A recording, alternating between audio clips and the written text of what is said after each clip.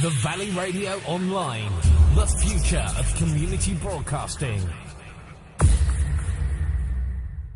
Hello and welcome to this special edition of Spotlight Shropshire, where we have travelled all the way to Bobington Airport to come and chat with local entrepreneur and the founder of the Mineseeker organisation, Mike Kendrick.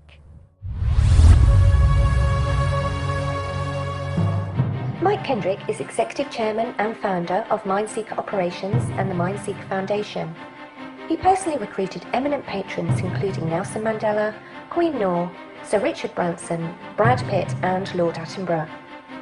After forming Lighter Than Air Limited, essentially to commercialise the potential of hot air balloons and airships, he formed the Virgin Airship and Balloon Company in 1988, which became the world's largest aerial advertising agency. Mike was also project director of all of Sir Richard Branson's high-profile world record attempts, and was a director and founder shareholder of several other Virgin companies. He has held a commercial pilot's licence and has held several aviation world records. Reported in both the Birmingham Post and more recently the Daily Mail, Mike has taken a controversial stance and criticised the aid for aid's sake mentality.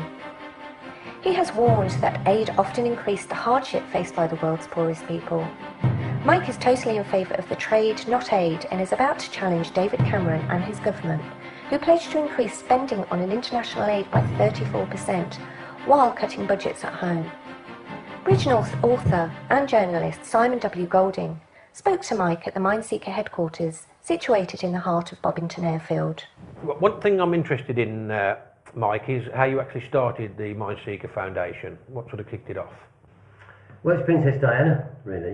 You know, she was a friend of Virgin. And at that stage, we were the largest airship or blimp owners in the world. We had about 19 of them, I think. And she was very into demining.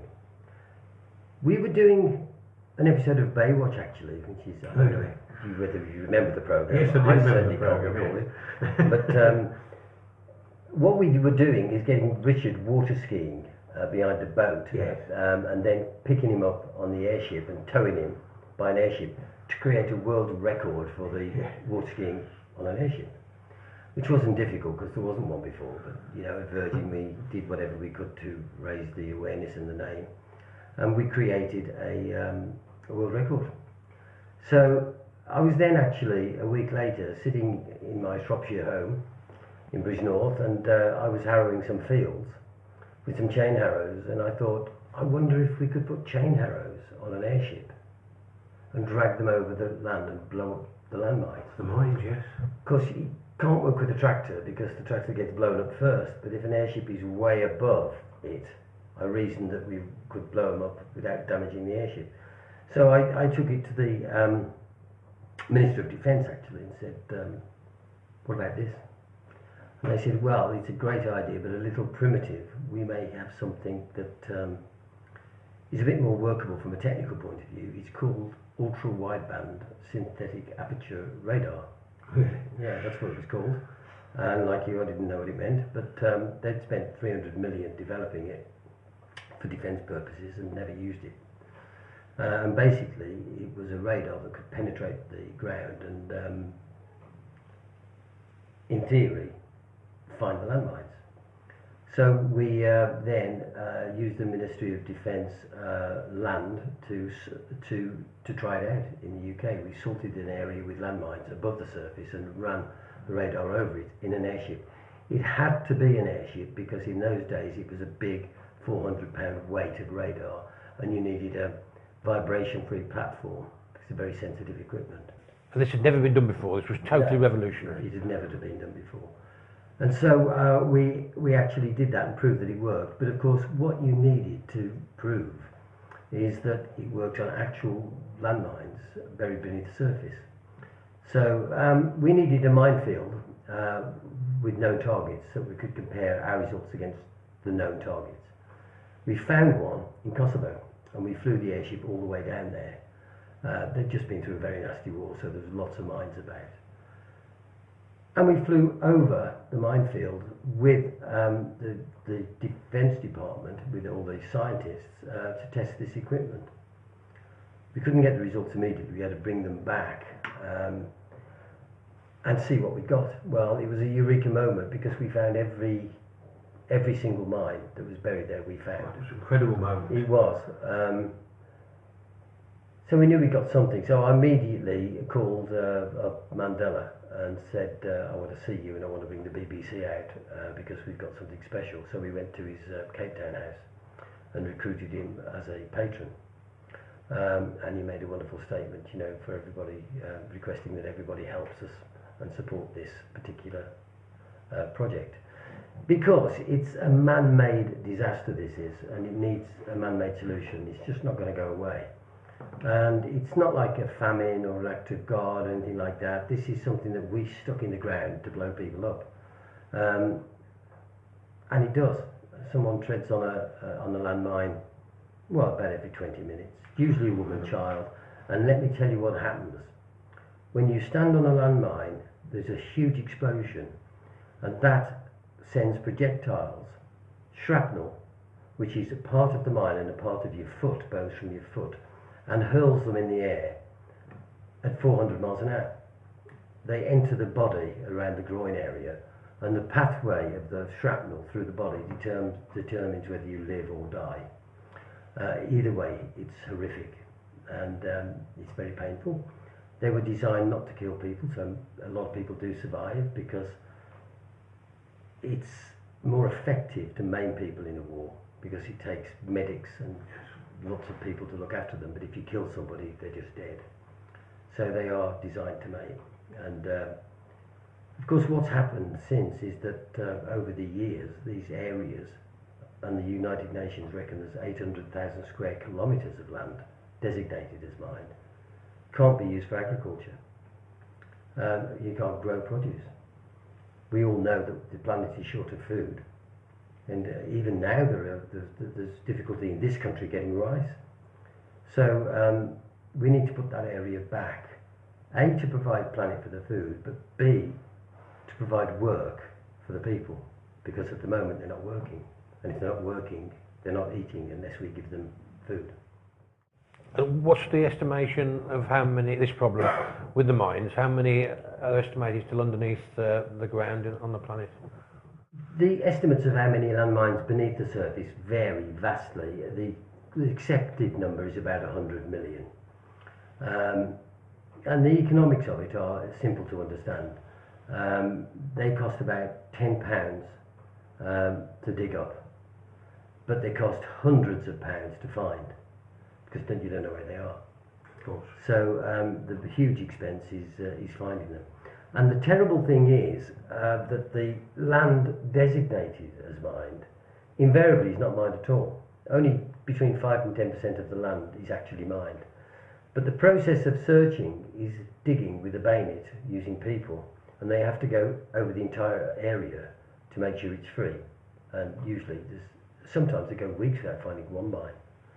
And I've seen costs of $19 million to find 7 mines. So the amount of money that this is costing is absolutely staggering. And there's more wars going on all the time. There's more going in the ground all the time. They say there's another 2 to 5 million in Iraq. Even with the treaty, it's still... Yeah, yeah. Oh, yeah, it still goes on. And who's, because I believe there's 156 signed the treaty states, but America or certain places not actually joined that treaty, or they're just reluctant? Yeah, some people decided not to join the treaty. Who knows why, but I think it's probably because if they did join the treaty, they are then responsible for finding the mines, and it's enormously expensive. That's why this technology was so important, because this technology scans the ground up to 4 square kilometres a day. That's 4 million square metres a day, and you know, it can find out where the mines are. More importantly, you can find out where the mines are not, and release the land back. And release back the land. I mean, I've seen some incredible footage. As Herminio, is it one of them that sticks in my mind? A fantastic, uplifting story. How did you meet him, and how did you become to be in that place, obviously, where you're putting on prosthetic limbs, obviously? Yes, Herminio he was a little boy that came into one of our clinics in Mozambique.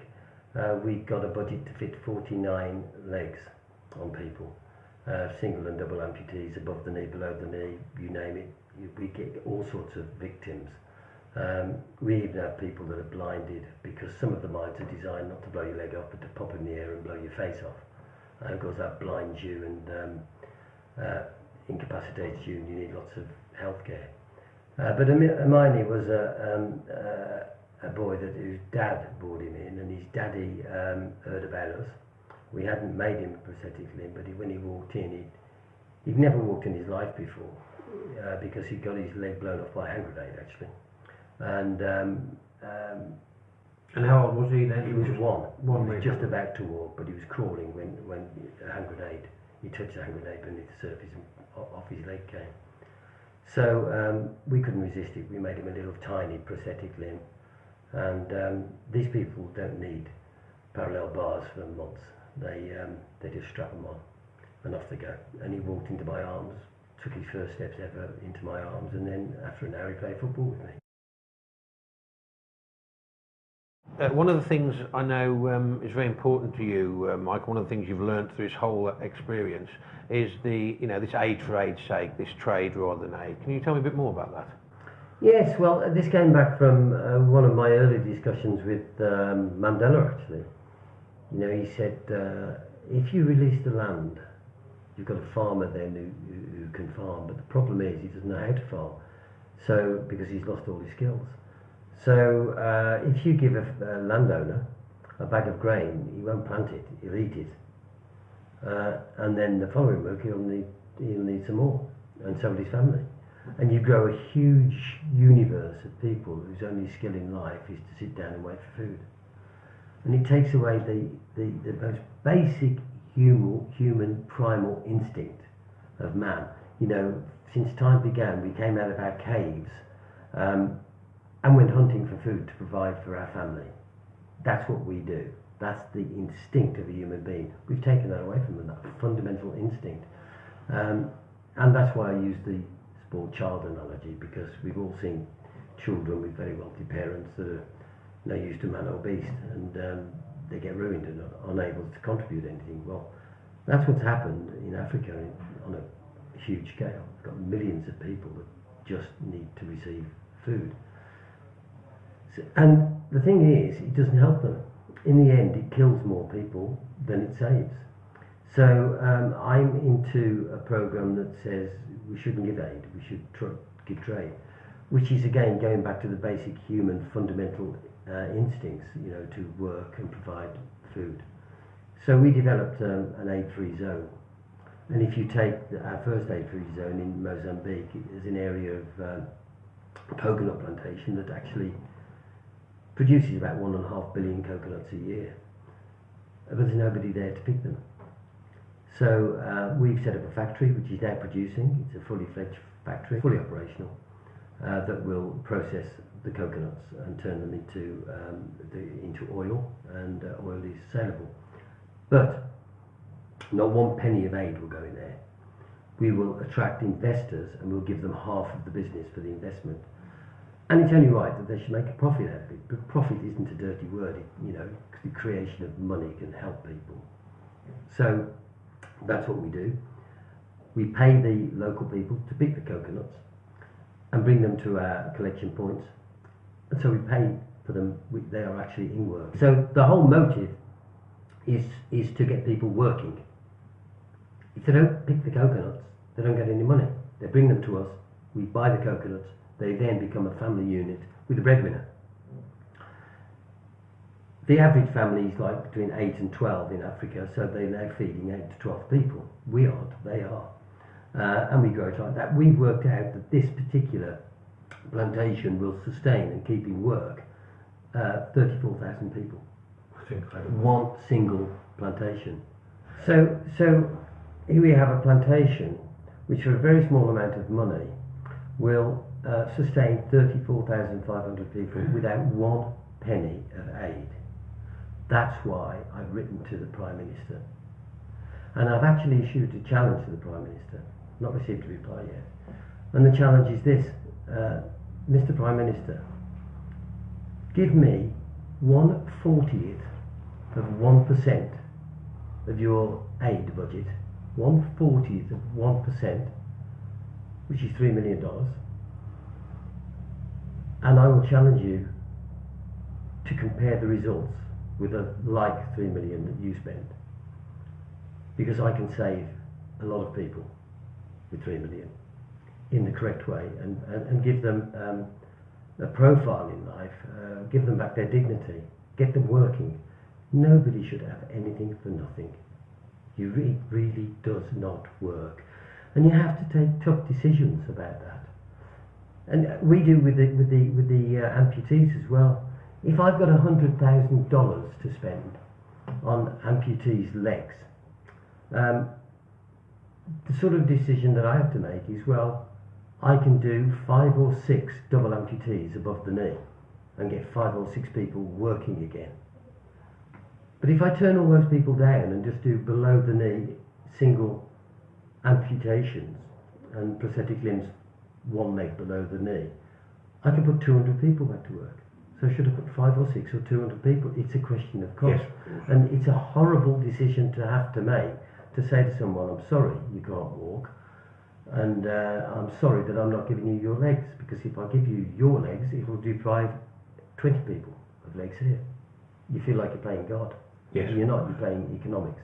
Yes, of course. And one of the things that came out in the Birmingham Post article, and also just recently the Daily Mail, you mentioned about, again, going back to this aid, you mentioned Gordon Brown, which I think you crossed swords with him giving. Can you explain about that at all? Well, yes, of course. After the Live Aid and Make Poverty History, and everybody was trying to get headlines by being seen to be the Good Samaritan, if you like, and Gordon Brown came up with this: I've given $100 million worth of mosquito nets to Africa. So I wrote to him and said, congratulations, you've just killed a lot of people, because here's what happens. One of the few cottage industries left in Africa is making and repairing mosquito nets. Suddenly somebody dumps $100 million worth of product in the market and puts everybody out of work. So there's nobody now repairing mosquito nets, replacing them, because the market's been swamped. You don't have to be clever to work that one out. You really don't. And the way aid goes in on some occasions anyway, it goes in hard currency. And then it's swapped for local currency. Now that gets a lot of hard currency like dollars in a market, and a local currency drops through the floor, and their local currency becomes the value of a Matabele gumbo bead. Totally and absolutely useless, and not used anymore because everyone's searching for the dollars. We can wreck an economy, and we can put all these people into a poverty trap to which there is no end. And that is what has been happening for the last 50 years. Since we started putting money into Africa alone in the 50s, Roosevelt started it, we have given an estimated $3.25 trillion, that's the West, America and Europe. We've given $3.25 trillion to Africa. Now the average African is exactly twice as poor as he was before we started that. That is a fact. I haven't made that up, that's not my opinion, that's a fact. So it's as plain as daylight that aid does not work. It harms people. We shouldn't be harming people. I don't like killing people. I want to help people. And I want to save the British taxpayer a lot of money being wasted. What can the average man in the street, average woman, do about this problem? What is your advice to them? What can they actually do themselves? They need to be very selective about how they give aid. One of the programs that we're doing on the coconut plantation is planting trees. And so we're going to be running an Adopt a Tree program.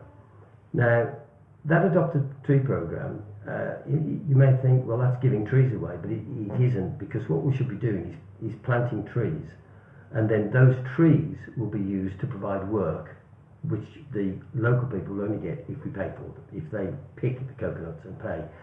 But it's a very green, carbon neutral effort, because we all know through the South American forestry or deforestry that we're getting rid of all the trees on the planet. So this is a way of expanding the coconut plantations all over the world and actually creating millions of new trees, because the planet needs that as well. So it's a double whammy. It's a win, not just a win-win, it's a win-win-win-win. Yes. Win for us, win for the British taxpayer, a win for Africa, and a win for the local African people. It's 4 wins. Everybody wins. Mike Kendrick, thank you very much indeed. Have I missed anything, Nikki? I thought it was brilliant.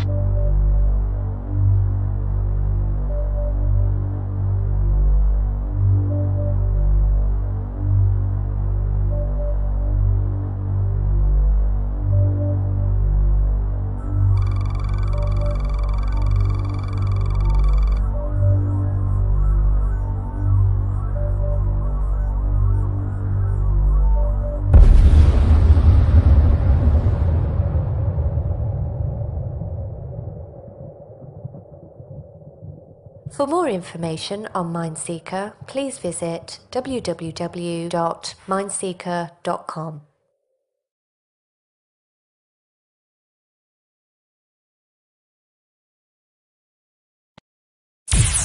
The Valley Radio Online, the future of community broadcasting.